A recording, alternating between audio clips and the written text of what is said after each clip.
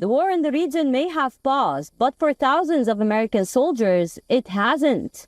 Sailors aboard the USS Abraham Lincoln have been deployed for 9 months now, and the families say that most of them are suffering from traumatic brain injuries. The next report tells you more about the crisis on board the USS Abraham Lincoln. Take a look.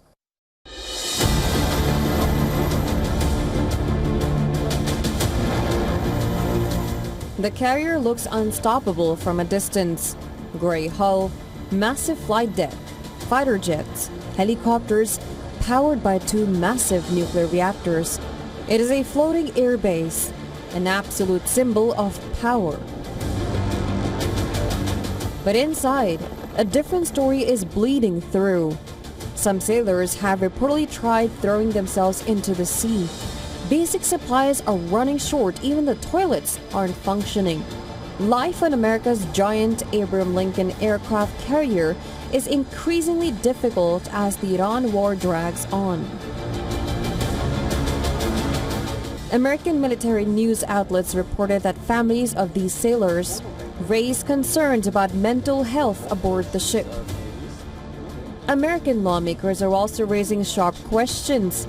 Senator Ruben Gallego calls for to investigate the reported alarming conditions. Another Democratic Senator, Richard Blumenthal, is aghast at the shortages of basic supplies. California lawmaker Mike Levin questions mission clarity. So I want to be clear that I don't expect for an aircraft carrier to be the Holiday Inn, right? I don't expect for it to be a luxury lifestyle. Our Marines and our sailors, they are the best of the best. They sign up for hard duty, but we also should expect basic habitability. We should expect running water and clean drinking water, enough food to eat, working plumbing, the basics. Because when you don't have the basics and you think about the needs of the warfighter, it's not just about having enough weapons or the right kinds of weapons. It's also about basic quality of life. Basic readiness requires that you have enough to eat. It requires that you have working plumbing. Thousands of U.S. military members are aboard the aircraft carrier for more than 250 days. It's not a peacetime deployment. Their deck is humming with the takeoff of fighter jets one after another. Then there is always the threat of an Iranian or Houthi missile heading right for the ship.